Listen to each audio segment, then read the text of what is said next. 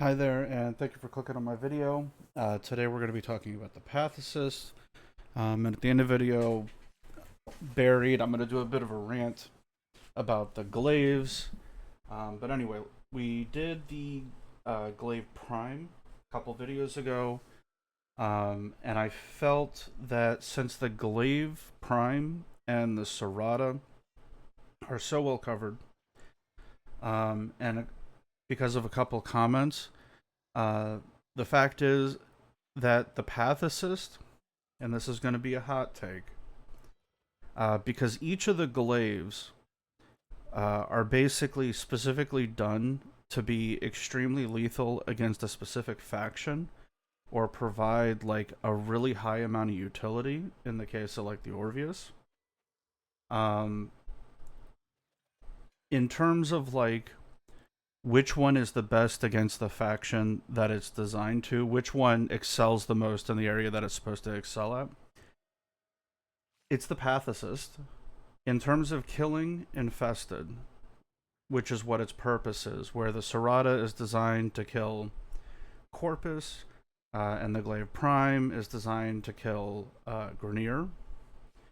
Um, the Pathocyst does the best job out of all of them in terms of what it's supposed to do. The other thing about the glaives as a whole is they tend to not cross over. The builds are pretty locked in, more or less. Obviously, you can adjust them a little bit, but you're not going to turn a glaive into like a quick attack weapon, really. Like obviously you could, but it's like a coping mechanism, more or less. It's fun. The stances are amazing, but it's just the fact is it's such a close to the body, like you don't have a lot of range on it. You would need to roll like an incredibly specific riven to be able to get some of these glaives to work in an area that they're not intended to. And in order to do it, you would have to throw away some of their strengths. So obviously not ideal, but you can make it work. So let's cover the Pathocyst. This is an infested glaive. Got it in my hand. It looks really cool, as much as that matters. So style points if you're doing an infested cosmetic. Consider this. It's definitely an option. But it has a forced viral proc, which is super nice against the infested. Okay, we got a unmodded Pathocyst. Let's go back in so we can see the white numbers. The base damage, it's not really weighted anything specifically. It slightly leans to viral, but it doesn't even surpass 50%. So it's pretty even with some slight viral weighting. Crit chance is 15, status chance is 30, crit multiplier is 2.1 on the quick attack. The charge attack on the quick throw is 17, 2.3, and 33. Viral does seem to pick up a little bit, and obviously the fully charged heavy attack, which is what most people use glaives for, is 2.1% crit chance, 2.5 crit multiplier, which is higher than the glaive prime. Has slightly more status chance than the glaive prime, but a couple points less. I think the glaive prime is like 24 or 25. It's marginal, but the crit multiplier is higher. So in terms of like building for crit, you can get a decent amount of crit where you're still going to hit oranges. Occasionally, it's not going to be guaranteed, and the crit multiplier is going to do a little bit of work for you. So it's about the same, but obviously the weapons are all give or take the same because they're top tier in each category. But the Pathocyst is sort of, for whatever reason, been left in the dust. The Glaive Prime is like the go-to weapon for like general start charts, pardon, general start chart stuff. And some people might know, though it is pretty common knowledge to use the Serrata against Corpus. But the Pathocyst, for whatever reason, got left in the dust. So here's generally the build. We'll do a general Nubro build, pretty basic, and then we'll move on pretty quickly. Pressure point, crit, Organ Shatter, True Steel. You're probably not going to have the throne mods early on, but you might have Killing Blow. You have the potential to pick this up super early, but it's a lower drop chance. So you might not have this. If you have it, obviously throw it on. And even for this, I'm going to be honest, it starts doing damage pretty quickly, just from the raw damage. 1700, it's not as high as the other ones, actually. It's way less than, say, like a Glaive or like a Halakar or even like a Zorus. It's like 2/3 less, so it's got some work to catch up on. So if you're going for like a raw damage build, and you just want as much neutral damage as possible, say against a Grineer, you could do Corrosive and just go full raw damage to get as much like single instance damage. Don't worry about applying status procs. This is not a normal quick attack combo counter build, though you can build that, and I'll show that in a second. And this is kind of all you need to get going, especially at like early level, star chart level. So, and even Killing Blow is a bit of a flex slot because it's a raw damage build. You don't have to worry about range. You don't have to worry about applying statuses. You have the forced viral proc, and you have the corrosive damage. So if you don't kill him in the first hit, throw it again. You'll kill him in the second hit. And even into like some basic Steel Path stuff, this build will even hold up. Because this is something that you can get on Deimos. See, the damage isn't phenomenal, but you're not dealing with procs. It's all force damage. 18k. It's not a lot, but it's not exactly something that you can sneeze at either. 20k, 9k. So the damage is definitely there. And let's put the stance on. So where do we go from here? Actually, let me attack again with the Astral Twilight, just to make sure.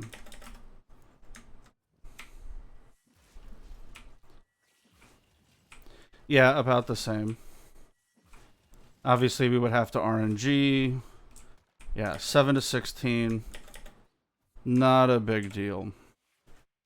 But it'll get you through the star chart, and more importantly, you have the option of flexing into other builds because, or other enemies, because with this, because there's a forced viral, there's never going to be an issue of proc balancing. You can just go whatever other element you want. You can either go more into status, so you could do like 260/60s for corrosive if you have those mods.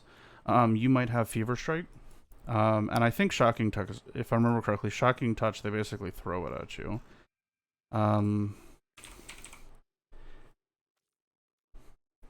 that one.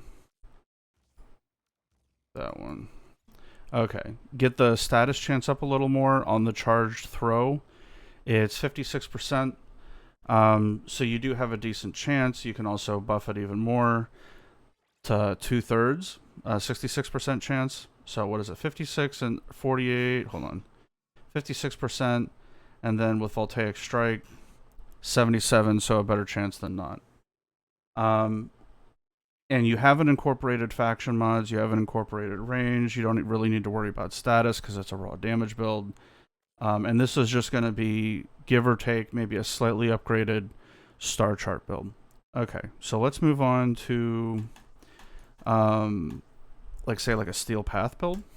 And this is where it starts to become a little more nuanced, because I actually just recently got a Riven for this, and I'm a big fan of it. But this weapon excels against the infested, so where normally you would be doing like faction damage for Grineer, you're basically just going to use the Glaive against the Grineer, the Serrata against the Corpus, and if you do infested, you're going to use the Pathocyst, and they're going to be purpose built. So we're actually going to just build it how it's going to be. We're going to do Prime Smite infested, and then we're going to build the rest of our build around killing the infested.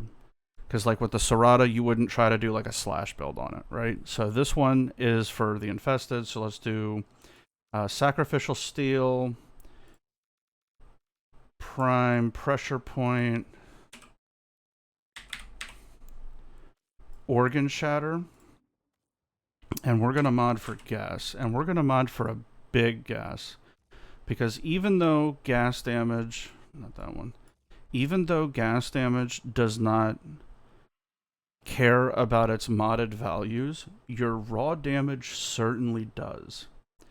And the reason why we're going full, like a no status build, is because we're trying to one-shot stuff, right? Like, so we don't care too much about like balancing our procs. We want as much raw damage as possible.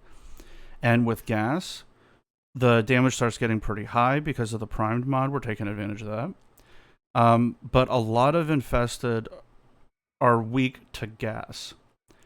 So even with the slower chance, like it's only a 35% chance, just having the forced viral proc on them and them walking through clouds, they will still take increased damage from those. Because remember, with gas, the clouds linger.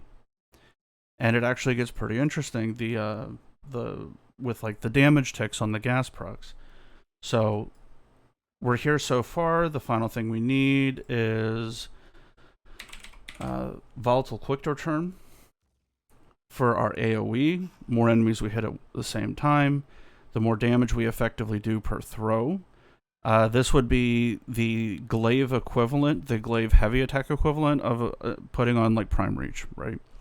So 8 meter range, and we also have like the heavy gas ticks. And here's where I would put my Riven, but even as at this, it's sort of okay. But if you've gotten to Steel Path, one of the things you can do is do Amalgam Organ Shatter, and then I'm going to have mod polarity issues, but you would want to use Killing Blow to speed up the throw. But I have a Riven that sits here, so I'm not going to be able to show what it actually is. Something like that. So pretty basic setup, but let's look at the damage. This weapon is viewed as like one of the worst glaives. Not necessarily Kestrel bad, but the issue with modding is pretty apparent. What do we got? Okay, so we got a Boiler Eximus. It's weak to corrosive. Paused. So this is all faction damage and base damage.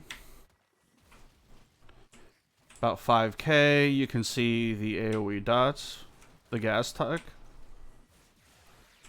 57, 58k. The AoE ticks are starting to take over. 52k, 12ks, 8k. Nice little 880k raw damage. 21k, 8k, 52k. The numbers are still all over the place. There's a 8k sitting in there. But you can see the raw damage is incredibly high, especially at like earlier star chart missions. Like doing a Deimos survival on Terror Rim. Yeah, 105k gas tick. So the fact is if you build this weapon for gas, under the idea of the weapon is specifically and uniquely used against against infested, the build for this becomes significantly easier. You're not going to use this on Grineer, really. You're not going to use it on Corpus. You're going to use it for infested. Because infested, to be honest, even though Grineer is sort of the meta enemy to level cap against, because of the scalings, infested is pretty easy to kill, but the thing that's going to end up making the run a pain in the ass is going to be the auras. Like if you're dealing with like Grineer, you're not going to be running into too many like gas clouds, right? Like you got like the Nox gas cloud and it'll like one tick you or something like that. Well, with the infested, there's a bunch of stuff that can do forced toxin proc, right? So it direct damage to your health. If you don't have overshields, you will basically get one tapped at level cap, right? So this weapon is an option. It allows you to throw into a gas cloud where there's a bunch of enemies. 1 second. and deal a bunch of damage, and more importantly, leave lingering damage because of the gas clouds. So as enemies come through, this weapon is still dealing damage. When I did a Terror Rim survival, I did a rotation B. It was 15 minutes, and I had 2,200 kills with just throwing the Pathocyst, right?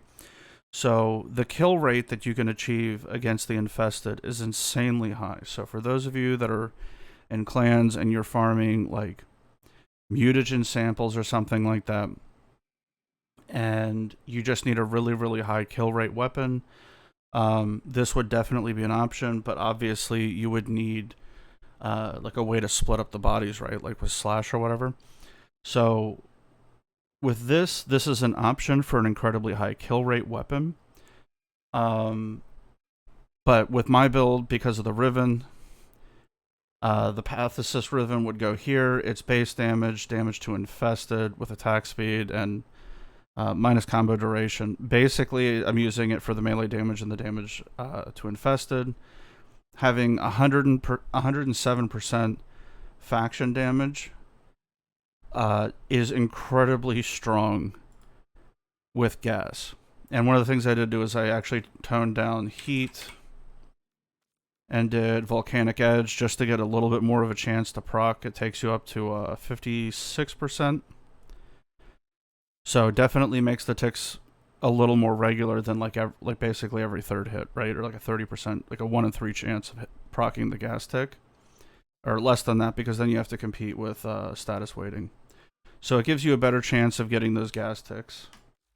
And I'll show that.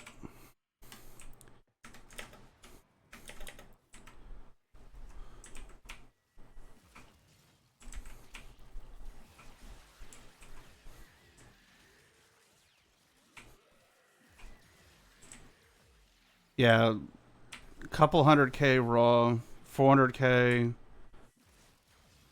480, 100k, and 146, 198k gas tick. It's pretty nasty. But I think the issue that people are having with it is the fact that it's a forced viral. So on this setup, you kind of just have to ignore the viral and just go straight against what the infested are weak against, and go with a gas build. As long as you keep the gas weighting, if you will, more than double of whatever the viral is, you should be pretty good for status procs. So this is the build I've been using to make the weapon work. I want to give a shout out and thank you to Rainbow Moose. Traded him a couple Rivens to get this Pathocyst Riven, and I rolled it a couple times and got something usable. Obviously, the attack speed is meh.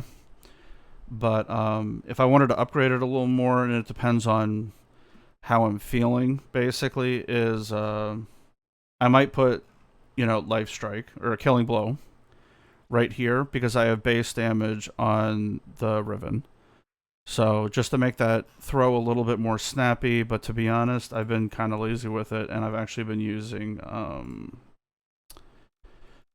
not Empowered Blaze, Swift Momentum to increase the heavy attack speed windup, and it helps with combo duration, but obviously that doesn't help me with this build. But you can also run Fury as an arcane, and that jacks the damage way up. Let me actually pull up the frame I was using. I was using Neja. Okay, Swift Momentum and Fury. Yeah, I was using this one. And Coaction Drift. So, very, very quick wind up. Arcane Fury is another 180 base damage, which obviously Gas loves since you only have so many multipliers. Yeah, couple of 200Ks, 208, 17K, 48, was a 146 over there, 1.2 mil raw damage, 23K. Okay, so we got through Overguard, and the dot went up to about 100K.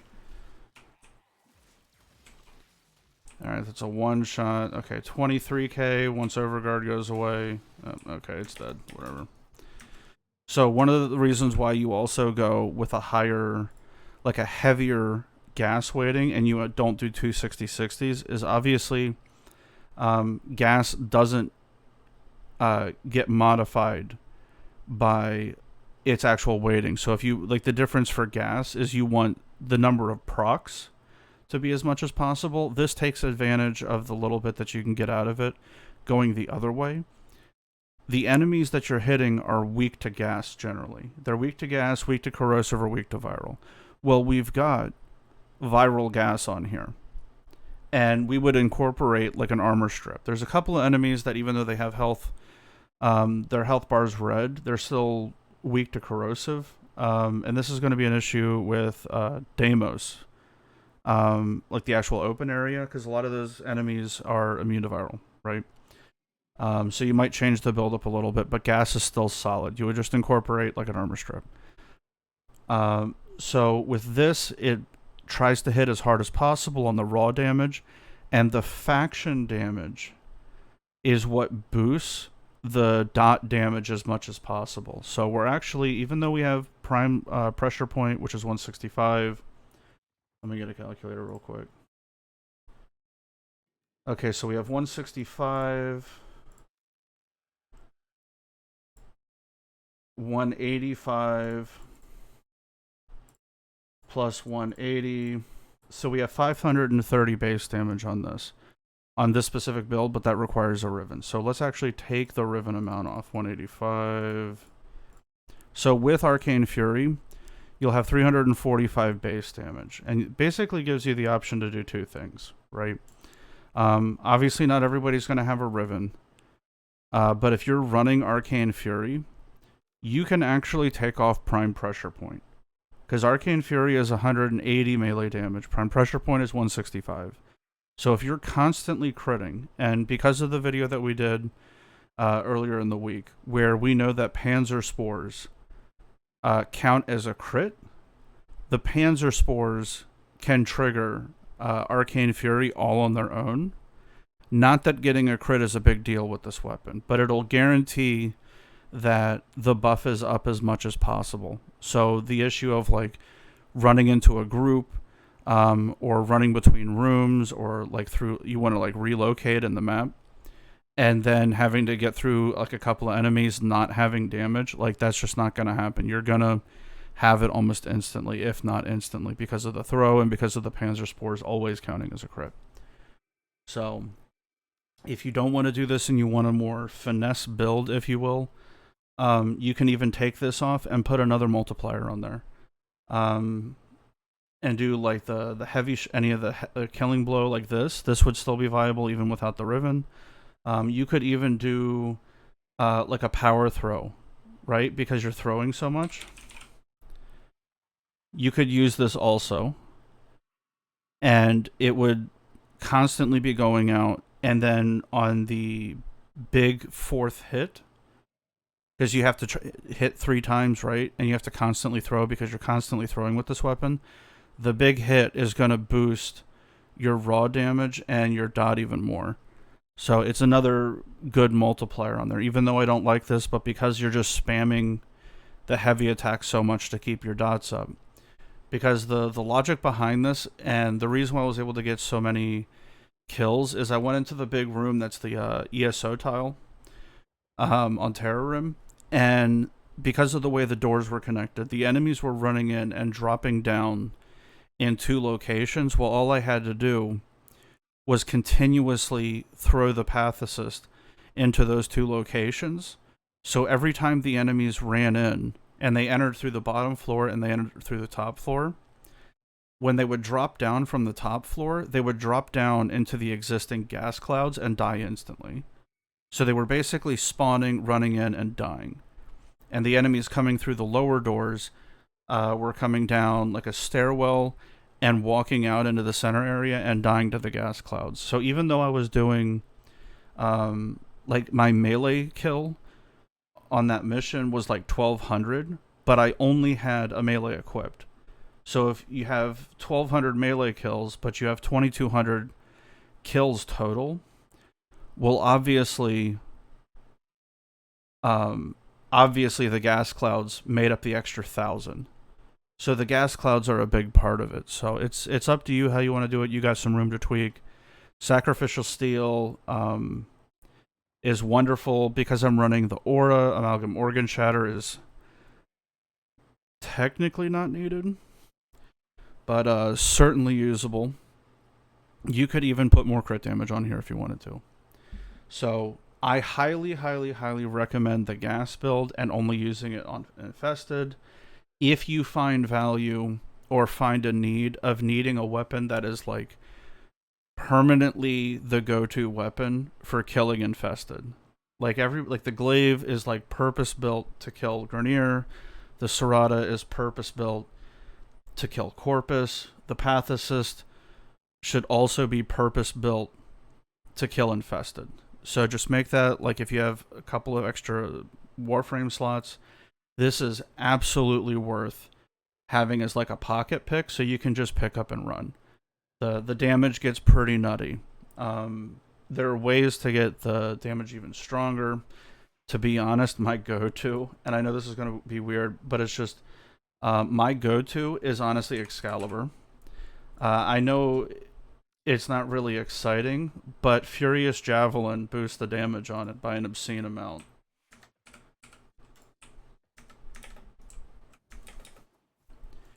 Alright, so let's do a heavy. About 100k, 56. Yeah, 190k, 375. Saw 148 dot, 500k dot.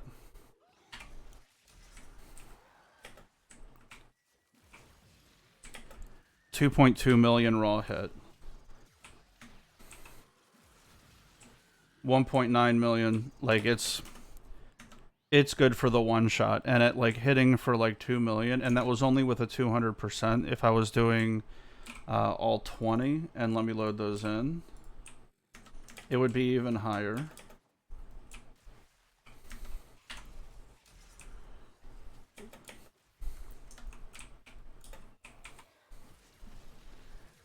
Yeah, 1.5, 3.2, 3.5, 2.3. Yeah, there's a reason why I use this for the glaive. Yeah, 3.3. Yeah, even on the quick attack, the charge throw direct hit, it's like a couple 100k. So this is perfectly good for like a 1 hour, 2 hour run, and you'll just always have the damage available. So this is how I view using it. It's just a lot of people have had problems in terms of like raw damage, and I just don't feel like the weapon's supposed to be used like that. Like the gas build against the Infested is honestly, any builds viewed against the Infested are always viewed as sort of like, oh well, you're shooting the easy enemy.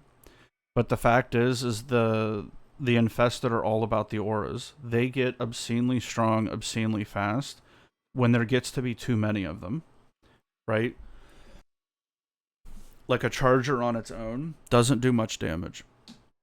When they start stacking auras and they get close and all of a sudden they catch you in a hallway where normally it would be like seen as like an asset against like the Orokin or whatnot, against the Infested, you have to be able to kill them before they get you, because all it takes at like level 1000 is some random POS flyer to zip in and dump a toxin cloud, and basically there goes your run.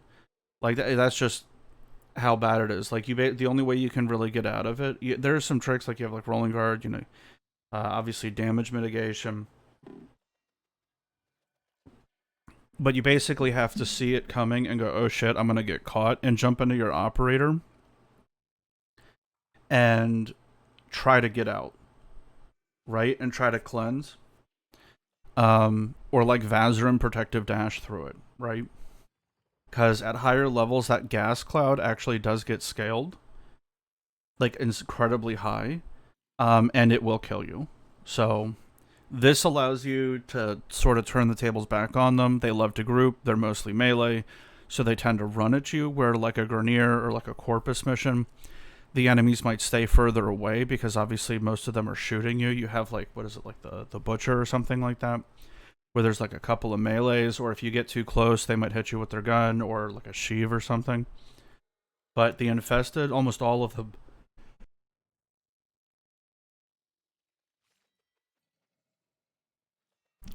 Sorry about that. Almost all of them are melee, and they mostly, if not all of them, deal impact damage. Right, so they deal bonus damage to your shields. Um, so the ability to keep your shield down if you are trying to like shield tank, you're gonna get screwed. So this allows you to create a toxin cloud right in front of you, further away, depending on where you're grouping them.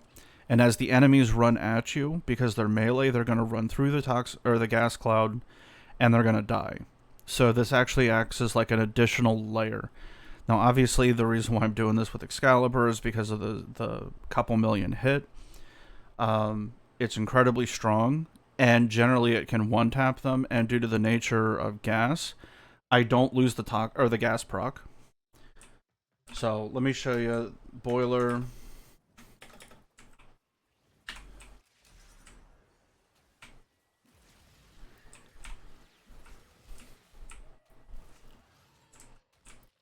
Right, so these guys were all one shot, and the gas tick is still here. One shot, the gas tick is still here. I was not paying attention. But you know what I mean? If you one shot them and you get the gas tick off, the gas tick stays.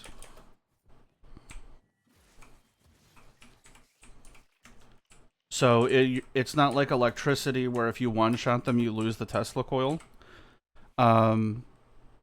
Or you lose like whatever status is on them. If you hit them, the gas cloud stays. The guy right behind them, because they're infested, they tend to be lined up, will run into it and immediately take damage. So if you have like a strong secondary that's really built for infested as well, maybe like a nuke core or something like that that has gas and electric on it, you can keep enemies away from you. So it's a different play style. Obviously, fighting the infested is not like the meta right now. Like we're fighting Grenier and Corpus on the Zeraman, or Aroken on the Conjunction Survival. And what is the mirror defense? Grenier Corpus. We're not really fighting infested right now, but for doing longer runs, say like 1 to 2 hours, this is an easy yes for that sort of stuff. It might be a bit of an issue with say like a disruption because of the damage mitigation, but there are ways to boost the damage on this, where it's like Rivenless, where you can even get more damage off of it, and that would be like helmets and stuff like that. And in this circumstance, because of the amount of faction damage that I have on here, I actually wouldn't go Roar, which is wild, unless I'm using Rhino, right? Because then you can get like an insane number. But anyway, this is how I've chosen to use it. It's pretty effective. When I tested it, say like an hour ago, I did a 15-minute run and got 2,200 kills with it, which is give or take 8,800 kills an hour, right? So if kills per minute is a thing, like it's a stat you enjoy, I was out of the mission at 15 minutes and 8 seconds with 2,208 kills. So there you go. It definitely works. All right, on to this rant. Okay, I think I've buried this long enough. It's a half an hour into the video. I wanted to make this rant far enough because I'm not really trying to cause drama, but I got incredibly triggered by one of the Warframe content creators. I'm not going to list them out, but it is one of the bigger ones, and that's part of the reason why I'm making this video. Glaives are one of the type of weapons where it makes more sense to think about them lore-based. What are they designed to kill? They have a specific build based on who they're designed to kill. Now, we've talked about this before loosely on this channel, but the Glaives are really kind of guilty of it. Like, they're still kind of hampered.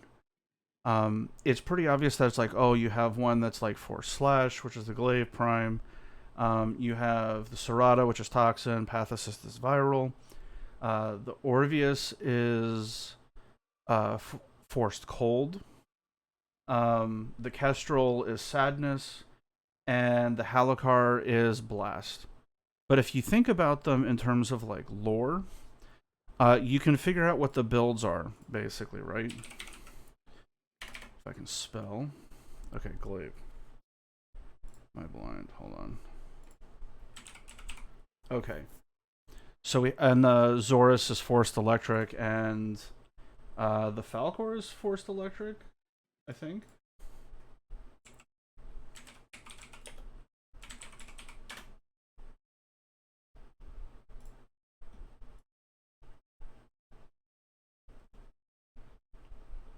Yeah, forced electricity.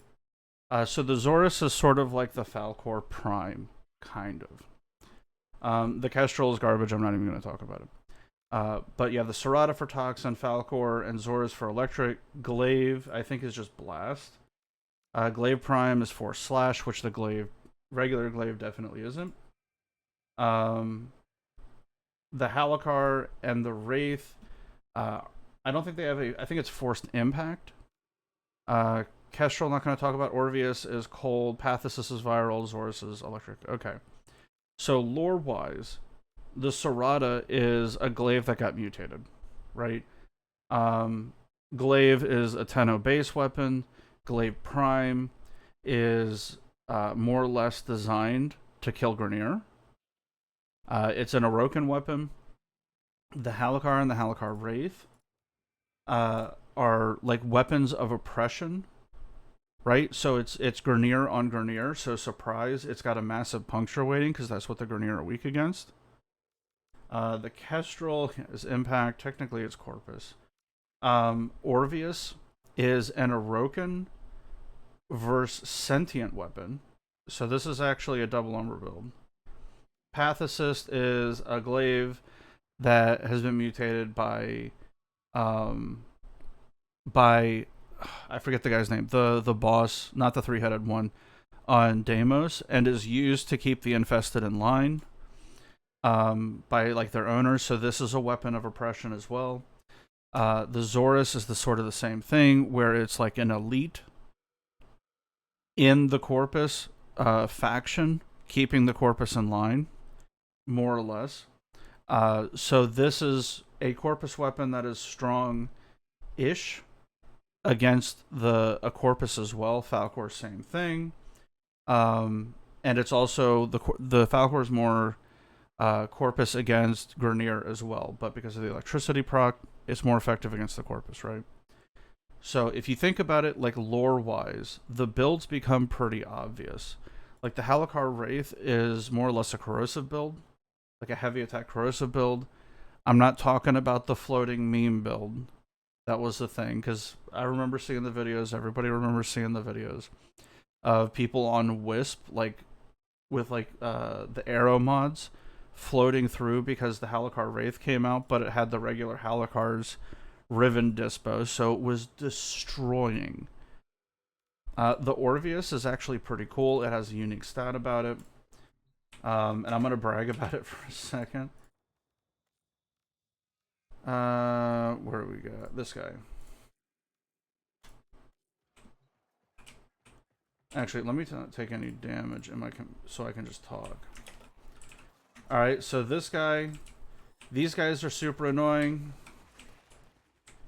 But if you look when you throw it, it stops that guy from moving and then CCs him a little bit. So when they do abilities, you can stop them and give yourself some CC. And what it's going to do is if you have a pistol, you can CC them in place and then kill them without them jumping on you. And sometimes it's not super consistent. Most of the time it'll just CC them in place. But if the game doesn't apply correctly, it will actually pull them out of an animation occasionally. It's not super consistent though.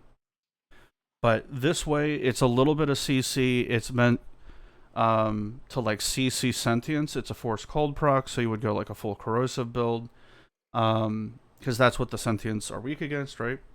So you would do that. So each of the glaives has a lore-specific purpose to them.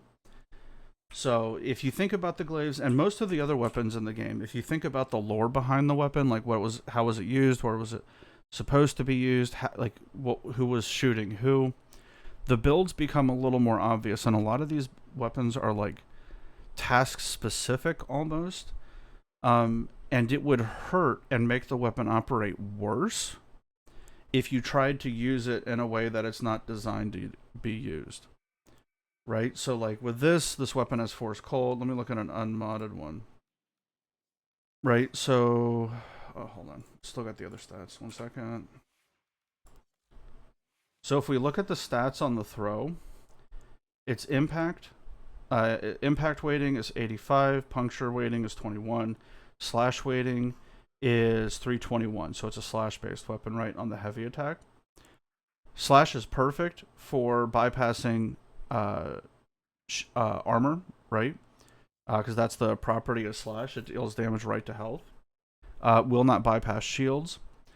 And the cold proc is good for CCing enemies. And this was used by Dax to, like, CC the enemy so he could kill him with his blade. So if we had, like, Dax's sword, his sword would be built for killing sentients, right? So we would see what that is, but like this weapon is sort of task built to be able to do damage to sentients. So it is kind of what it is, but it's just if you're trying to do a raw damage build, and this is the thing that got me triggered. The other Warframe content creator said that the Glaive Prime falls off at higher levels, and they built it for a viral build, right?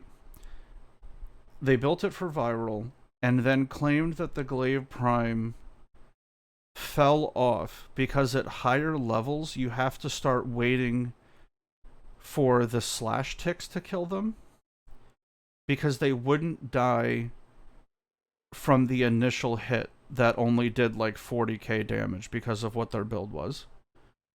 And that's part of the reason why I made this. Obviously, there was a couple comments in the YouTube comment section, like a video ago or 2 videos ago or whatever it was, talking about the Pathocyst.